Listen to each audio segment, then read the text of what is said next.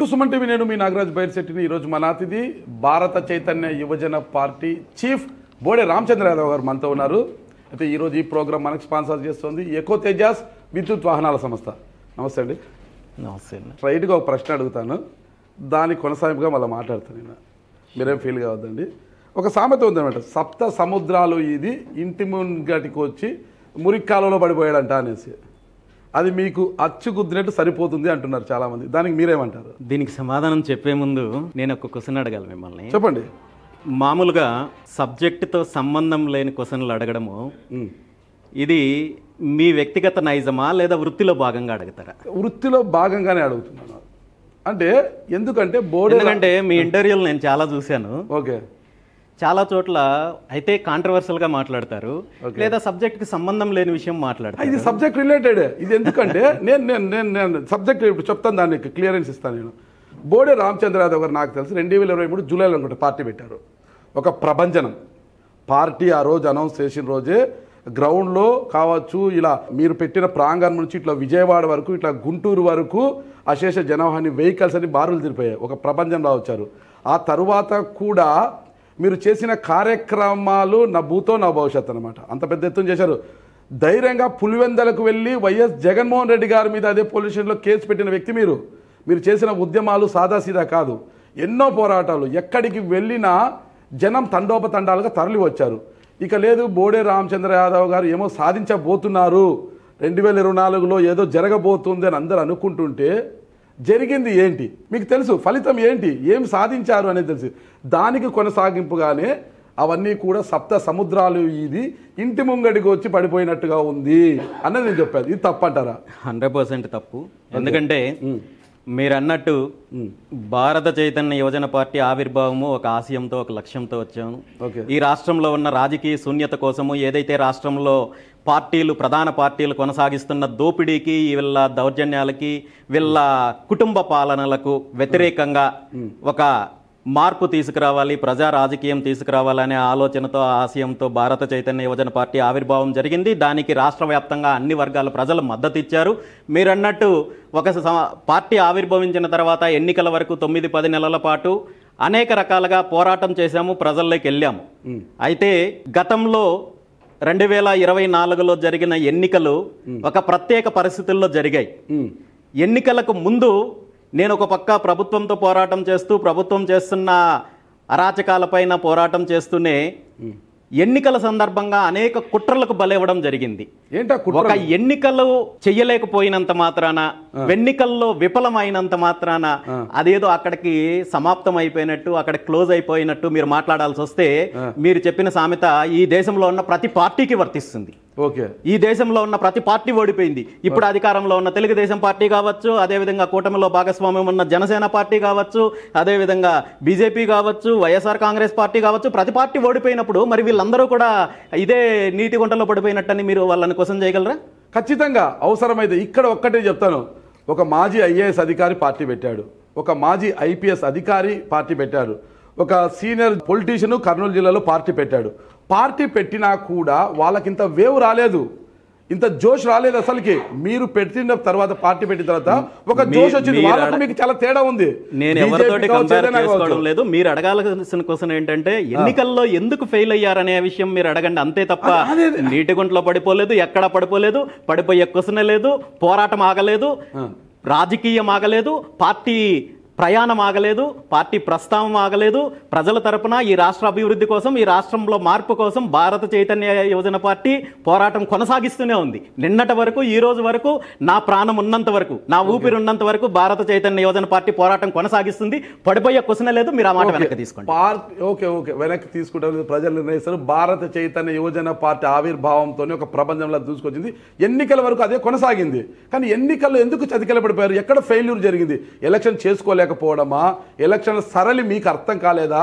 ప్రజల్ని మీరు అర్థం చేసుకోలేకపోయారా? ప్రజలు మిమ్మల్ని అర్థం చేసుకోలేకపోయారా? ఇవన్నీ కాదన్నా, వాస్తవం తెలియాలంటే ఇదే సందేశాలు చాలా మందికి ఉన్నాయి. పార్టీ ఆవిర్భావం జరిగిన తర్వాత రాష్ట్ర వ్యాప్తంగా మీరన్నట్టు అన్ని వర్గాల ప్రజలు బీసీవై పార్టీకి మద్దతు ఇచ్చారు, మాతో కలిసి నడిచారు. ఎన్నికల సమయం దగ్గర పడే కొద్దీ అప్పుడున్న పరిస్థితుల్లో, ముఖ్యంగా గతంలో ఉన్న ప్రభుత్వం చేసిన అరాచక పాలన వల్ల ప్రజలు పూర్తిగా ఒక రకమైన భయాందోళన స్థితిలోకి వెళ్ళిపోయారు. ఇదే ప్రభుత్వం మళ్ళీ కొనసాగితే కనీసం మనము మన వ్యాపారాలు, మన ఉద్యోగాలు, మన బ్రతుకులు బ్రతికే పరిస్థితి లేదు, వ్యక్తిగతంగా కూడా అనేక రకాల ఇబ్బందులు ఉంటాయనే ఒక భయాందోళనకు గురయ్యే పరిస్థితి వచ్చింది. ఆ ఎన్నికలు 2024 ఎన్నికలు కేవలం ఒకటే ఫ్యాక్టర్ మీద నడిచింది, యాంటీ జగన్. 2, ఇక్కడ ప్రత్యర్థి ఎవరు అనేది చూడలేదు, ప్రత్యర్థి ఇచ్చిన హామీలు చూడలేదు, పార్టీ ఏంటనేది చూడలేదు, వాళ్ళ సిద్ధాంతం ఏంటనేది చూడలేదు. జగన్మోహన్ రెడ్డి మళ్ళీ గెలవకూడదు అనుకుంటే ఏదైతే నెక్స్ట్ స్థానంలో బలంగా ఉన్న కూటమి అభ్యర్థులకు ఓటు వేయాలి అనే ప్రజల్లో ఒక ఆ అభిప్రాయం రావడం కావచ్చు.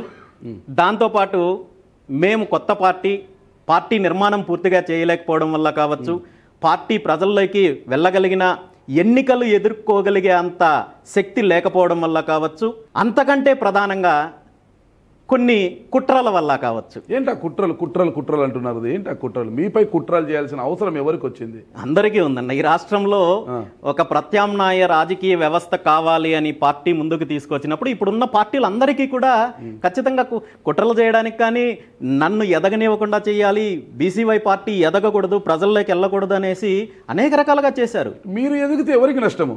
అన్ని పార్టీలకు నష్టమన్నా. ఇక్కడ ప్రధానంగా కుట్రల గురించి అడుగుతున్నారు కాబట్టి నేను చెప్పాలంటే నేరుగా ఇందులో తెలుగుదేశం పార్టీ, టీడీపీ పార్టీ ఆవిర్భావం తర్వాత అంతకు ముందు కూడా కావచ్చు, నేను ప్రభుత్వం మీద చేస్తున్న పోరాటం కావచ్చు, అదేవిధంగా నేను ఎదుర్కొన్న కేసులు కావచ్చు, ఇబ్బందులు కావచ్చు, వీటన్నింటి మీద కూడా తెలుగుదేశం పార్టీకి సంబంధించిన ముఖ్య నాయకులు ఎవరైతే ఉన్నారో పేర్లు నేను ఇప్పుడు చెప్పదలుచుకోలేదు.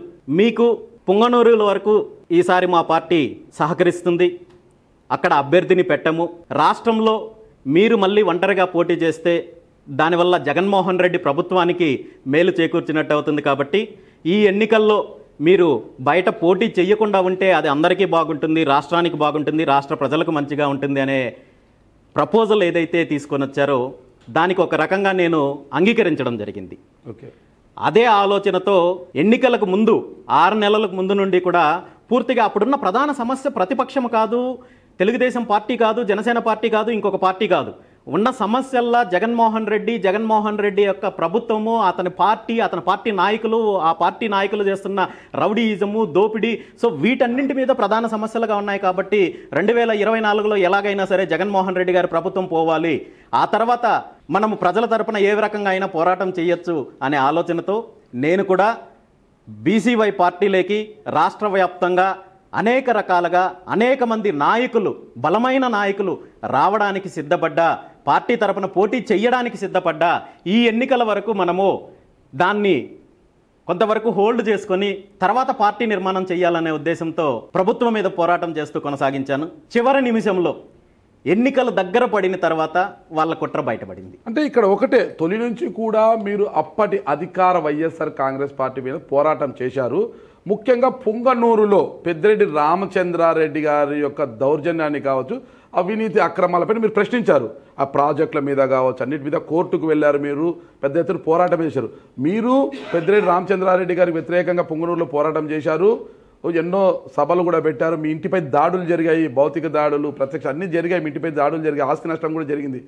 అలాగే టీడీపీ కూడా పెద్దిరెడ్డి రామచంద్రారెడ్డి గారిని ఈసారి ఎలాగైనా అసెంబ్లీ మెట్లు ఎక్కించకూడదని వాళ్ళు కూడా కంకణం. ఇద్దరి లక్ష్యం ఒకటే, మీరు రాష్ట్ర వ్యాప్తంగా ఉన్న అప్పటి వైఎస్ఆర్ కాంగ్రెస్ పార్టీ దౌర్జన్యాలను ఎండగడుతూనే పుంగనూరులో పెద్దిరెడ్డి యొక్క అరాచకాన్ని ఎండగడుతూ వచ్చారు. టీడీపీ మోటివ్ కూడా అదే. మరి టీడీపీ మీకు ఆఫర్ ఇచ్చింది కదా, ఓకే మేము పోటీ ఎవరిని ఆడపెట్టాము, మీరే ఉంటారు మా అభ్యర్థి, మీరు మాతో కలిసి రండి అని చెప్పినప్పుడు మరి మీరు ఎందుకు వెళ్ళలేదు? ఆ చర్చలు కూడా జరిగాయి అంటున్నారు మీతో. మరి ఏంటి అసలు చర్చలు జరిగినప్పుడు అసలు ఏం జరిగింది, ఆ కథ ఏంటి అసలుకి? మొదట్లో తెలుగుదేశం పార్టీ నుండి వచ్చిన ప్రతిపాదనలు వేరు, ఎన్నికల దగ్గర పడిన తర్వాత వాళ్ళు తీసుకొచ్చిన ఆలోచనలు వేరున్నా. మొదట్లో జరిగిన ప్రతిపాదనలు పుంగనూరులో సహకరిస్తామని, ఈ విషయం పైన నేను పూర్తి స్పష్టతతో, అంటే ఎవరో ఒక నాయకుడో లేదా ఇంకొకరో చెప్తే కాదు, తెలుగుదేశానికి సంబంధించిన కీలకమైన నాయకుల నుండి, నాయకత్వం నుండి నాకు హామీ వచ్చిన తర్వాతే నేను పుంగనూరులో కూడా చాలాసార్లు నేరుగా పబ్లిక్ స్టేట్మెంట్ కూడా ఇవ్వడం జరిగింది. ఆ విషయం మీకు కూడా తెలుసు. పుంగనూరు నియోజకవర్గంలో రామచంద్ర యాదవ్కి రామచంద్రారెడ్డికే పోటీ ఉంటుంది, మూడో అభ్యర్థి కానీ మూడో పార్టీ కానీ ఉండదని కూడా నేను చాలా సార్లు చెప్పడం చెప్పారు.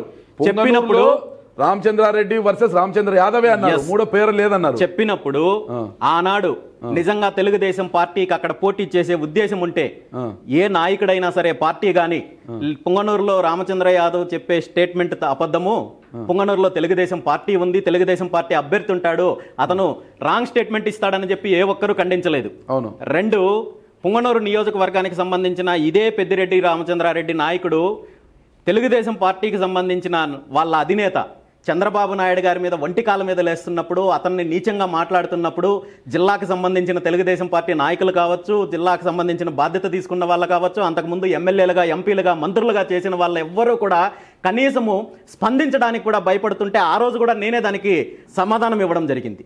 నీకు దమ్ముంటే నువ్వు మగాడు అయితే నువ్వు పుంగనూరులో వచ్చి పోటీ చెయ్యి, లేదంటే నేను కుప్పంలో వచ్చి పోటీ చేస్తానని చెప్పి సవాలు విసిరితే ఏ ఒక్క తెలుగుదేశం నాయకుడు కనీసం సమాధానం చెప్పలేవడానికి ముందుకు రాలేదు. ఆ రోజు కూడా నేనే సమాధానం చెప్పాను. ఆ రోజు కూడా పూర్తిగా పుంగనూరులో నేను రామచంద్రారెడ్డిని అన్ని రకాలుగా ఎదుర్కొంటున్నాను, అదేవిధంగా ఏ విధంగా అయినా సరే రామచంద్రారెడ్డిని పుంగనూరు నియోజకవర్గం నుండి విముక్తి కలిగించాలి, అతను రౌడీయిజం నుండి, అతను దోపిడీ నుండి అనే ఆలోచనతో నేను వెళ్తున్నప్పుడు ఆ ఆలోచనకు నేను మద్దతు ఇస్తామని చెప్పి తెలుగుదేశం పార్టీకి సంబంధించిన నాయకత్వం హామీ ఇచ్చినప్పుడు ఆ హామీకి అనుగుణంగా నేను వెళ్ళాను. అందుకే పార్టీ పరంగా నేను రాష్ట్ర వ్యాప్తంగా పర్యటనలు చేస్తూ ప్రభుత్వం మీద ఉన్న వ్యతిరేకత, ప్రభుత్వం చేస్తున్న అరాచకాల మీద ప్రజల్లో చైతన్యం తీసుకొచ్చాను తప్ప పుంగనూరులో పార్టీని నిర్మాణం చేయాలని కానీ, పుంగనూరులో నా క్యాడర్ డెవలప్ చేసుకోవాలని కానీ ఆలోచన చేయలేదు. నిజంగా వీళ్ళు పార్టీకి సంబంధించిన అభ్యర్థి ఉంటాడు, అక్కడ తెలుగుదేశం పార్టీ పోటీ చేస్తుంది అనుకోండి, 6 నెలలకు ముందు నేను పుంగనూరులో నెలలో 15 రోజులు నేను కేటాయించిన ప్రతి గ్రామంలో ప్రతి బూత్లో నా క్యాడర్ రెడీ అయ్యేది, నేను ఎలక్షన్ చేసుకోగలిగేవాడిని. కానీ పార్టీ అధ్యక్షుడిగా టీడీపీ ఇచ్చిన హామీని మీరు ఎలా నమ్మారు? మీరు ఒక పార్టీ అధ్యక్షుడిగా ఎగ్జాక్ట్ గా అంటే ఇక్కడ ఏంటంటే నా వ్యక్తిగత లాభం కంటే, పార్టీ లాభం కంటే కూడా రాష్ట్రం బాగుపడాలి, ఈ రాక్షస పరిపాలన నుండి రాష్ట్రం బయటికి రావాలి కాబట్టి మనం త్యాగం చేయాలి, మనకు ఇక్కడ రాజకీయం కంటే కూడా రాష్ట్రం ఇంపార్టెంట్ అనే ఉద్దేశంతో ఆ రోజు నేను ఆ హామీకి కావచ్చు, వాళ్ళు ఇచ్చిన మాటకు కావచ్చు, దాన్ని తీసుకోవడం జరిగింది. మీతో మాట్లాడింది ఎవరు ఆ రోజు? పార్టీ పరంగా మాట్లాడిన వాళ్ళ గురించి నేను ఇప్పుడు మాట్లాడడం కరెక్ట్ కాదు, కానీ రివీల్ చేయడంలో తప్పేంటి? ఈ కుట్ర గురించి మొట్టమొదటిసారిగా మీరు చెప్పేది వాస్తవమా మొట్టమొదటిసారిగా బయటపడింది అయితే మాత్రము పుంగనూరు నియోజకవర్గంలో నేను ఒక పుంగనూరు ధర్మ పోరాట సభ అనే సభని ఏర్పాటు చేయడం జరిగింది. చివరిగా అది కూడా హైకోర్టు, సుప్రీంకోర్టు నుండి పర్మిషన్స్ తీసుకొని చివరిలో ఆ సభ ఏర్పాటు చేయడం జరిగింది. ఆ సభ తర్వాత నేను నెక్స్ట్ డే హైదరాబాదు వెళ్ళి పార్టీకి ఎవరైతే సలహాదారులుగా పనిచేస్తున్నారు, ప్రశాంత్ కిషోర్ గారు కావచ్చు, అదేవిధంగా రాబిన్ శర్మ గారు కావచ్చు, వీళ్ళతో కూర్చున్నాను, మిగిలిన వాళ్ళతో ఫోన్లో మాట్లాడుతున్నాను. ఆ రోజు వాళ్ళు వాళ్ళ నిజస్వరూపాన్ని బయటపెట్టారు. అప్పటి వరకు మీరు పుంగనూరులో పోటీ చేస్తే మేము సహకరిస్తున్నామని చెప్తున్న వాళ్ళు ఆ రోజు నాతో మాట్లాడుతూ మీరు పార్టీని మూసేయాలి, పార్టీని తెలుగుదేశం పార్టీలో కలపాలి, మెర్జ్ చేసిన తర్వాత పుంగనూరులో మీకు పూర్తిగా మేము సహకరిస్తాము, ఆర్థికంగా అన్ని రకాలుగా మేము మీకు సహకరించి మిమ్మల్ని క్యాబినెట్లో తీసుకొని మీకు సముచిత స్థానం ఇస్తాము అనే ప్రపోజల్ మొట్టమొదటిసారిగా వాళ్ళు ఆ రోజు తీసుకురావడం జరిగింది. ఈ విషయము ప్రశాంత్ కిషోర్ గారు చెప్పడం జరిగింది. వెంటనే నేను కూడా అదే స్థాయిలో రియాక్ట్ అయ్యాను. ఎందుకంటే నా పార్టీ గురించి మాట్లాడినప్పుడు నాకు కోపం వచ్చింది, నేను వేరే రకంగా కూడా మాట్లాడాను.